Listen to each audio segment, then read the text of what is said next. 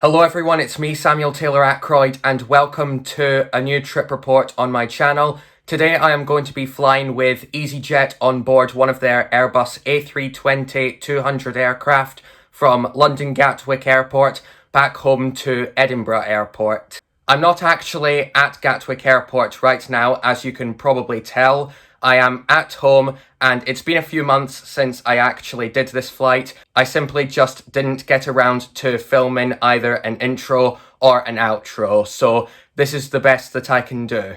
So this was my first time flying with EasyJet, and I think the flight was pretty good, as you're going to see in this trip report. And as this was my first time flying with EasyJet, I had some pretty good impressions, despite the one downside throughout the flight which prevented me from getting good footage of the takeoff and landing. Anyway, let's rewind the clock back to April 21st, 2022, when I was travelling on this flight. Our journey starts at London Heathrow Terminal 5, where we got a National Express coach to London Gatwick's North Terminal. The journey with national coaches from Heathrow's Terminal 5 to Gatwick's North Terminal costs £20 per person. When you first enter Gatwick's North Terminal, there are a few shops, toilets, car rental places, and the stairs for departures.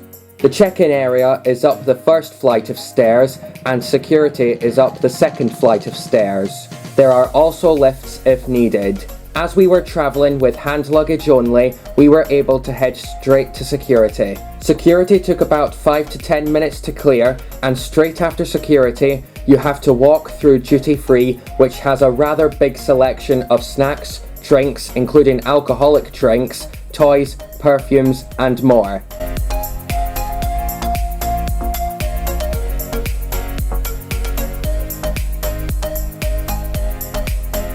In the end, I didn't buy anything from the duty-free store, but I think this one at Gatwick is impressive. After duty-free, you are greeted with the departure lounge, which has a good selection of shops and restaurants available.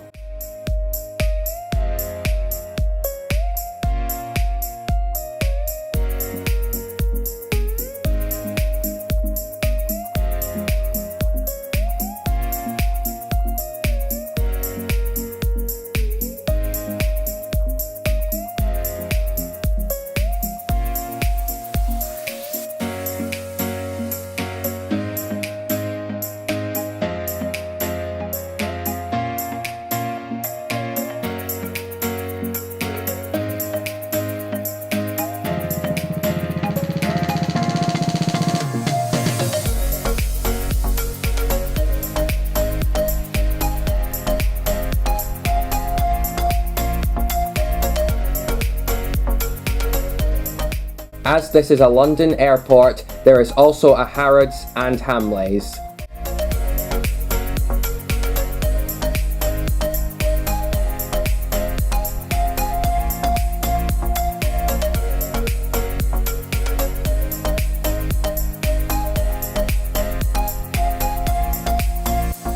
The premium lounges are located next to the start of the corridor that leads to these gates.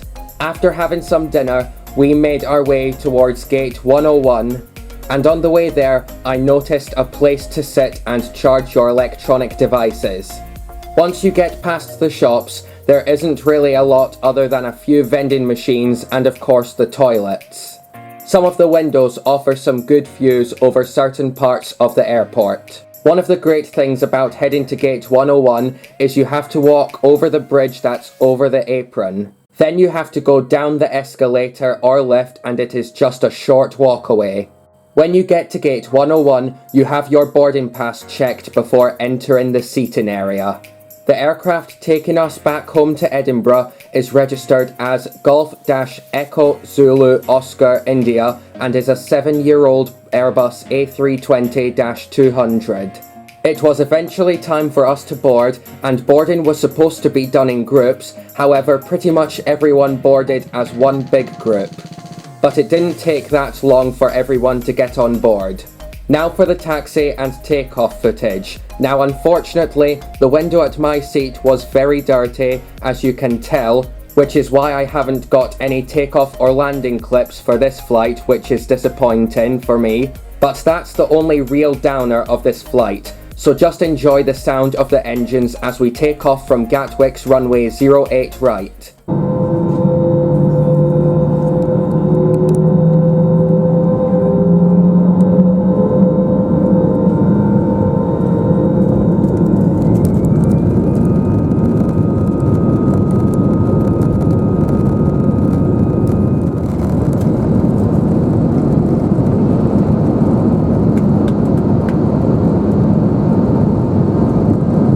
We took off from Gatwick's runway 08 right at 7:34 p.m, which is 19 minutes behind schedule.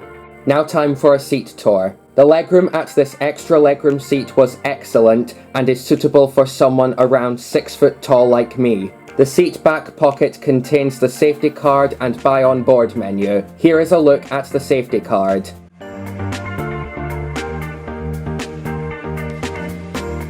And here is a brief look at the buy on board menu.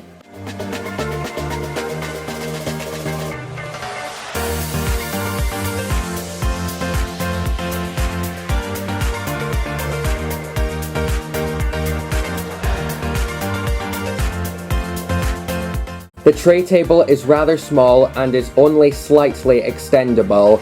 You definitely won't be able to fit a laptop on it. On the tray table, there is some safety guidance. On the top of the seat, there is a barcode to scan that takes you to the buy on board menu. However, it seems kinda pointless as there is a buy on board menu in the seat back pocket. Also, would the link even work with flight mode on? I don't know as I didn't try it because, like I said already, there is a buy on board menu in the seat back pocket.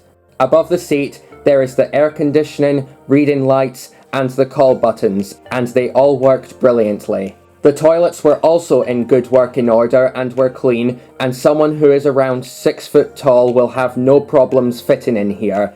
There is also a baby changing facility. When I got back to my seat, the crew were serving snacks and drinks. I opted for a bag of Cadbury's orange chocolate buttons and a can of Sprite. While I was having my chocolate buttons and Sprite, we were descending towards Edinburgh, so I will now tell you the price of the flight. The standard fare costed £38.99 and the extra legroom seat where the emergency exits are costed £18.49 to select. And with that seat selection, I was also entitled to speedy boarding and to bring a large cabin bag. All in all, I paid a total of £57.48. Obviously, that's not the cheapest EasyJet flight, let alone on this route, but it's also not the most expensive, and it costed around the same as my flight with British Airways from Edinburgh to Heathrow Airport a few days prior.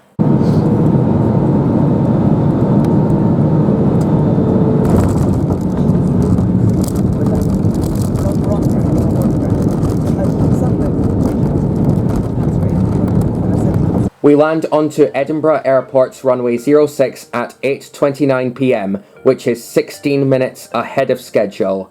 After parking up, the lady who was sitting next to us, who we were speaking to throughout the flight, asked the flight attendants if I was able to have a visit to the cockpit. However, the request was unfortunately denied because this flight was a training flight for the first officer, which means there was probably a third pilot in the cockpit. Even though it was a disappointment, it was understandable, and the crew were enthusiastic about my interest in visiting the cockpit. We disembarked the aircraft via stairs, which is an avgeek's favourite way of disembarking an aircraft, and I managed to get some good shots of the A320.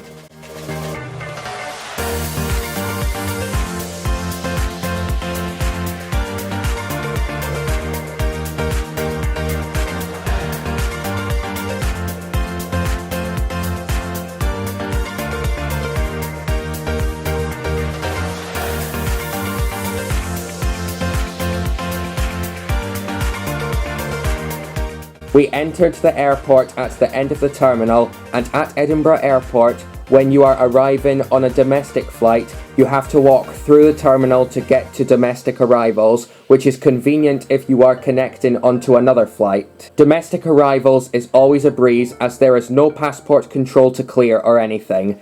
You are led straight through the baggage reclaim belts and the exit, and just like that, we were back home in Edinburgh.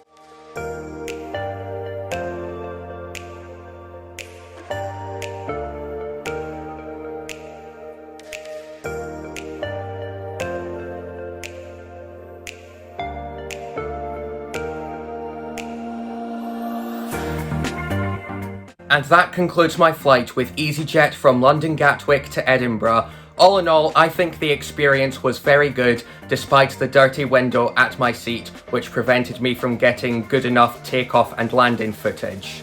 Kicking things off at London Gatwick Airport, I think the airport was great. Security was quick and easy to clear, and the staff throughout the airport were great. The facilities were very good, and the airport definitely offered some great views from their windows over certain parts of the airport, such as the apron and the entrance. All in all, I think Gatwick Airport is definitely a great airport to travel from. And even though this video isn't about them, I do like how national coaches do have services that operate from Heathrow's airport to Gatwick Airport for £20 per person. I think that is a reasonable price, considering that you're travelling around about an hour between two major UK airports. Now on to the main part of the video, the flight with EasyJet. I think EasyJet are a great airline whether you're travelling domestic or international, especially when you're sitting in the extra legroom seats. The crew were also very friendly, and everything about the seat was very comfortable. The cabin was clean and the toilets were clean, and even though my request to visit the cockpit was denied, it was understandable as to why that is, and I really like how the cabin crew were enthusiastic about me wanting to go into the flight deck.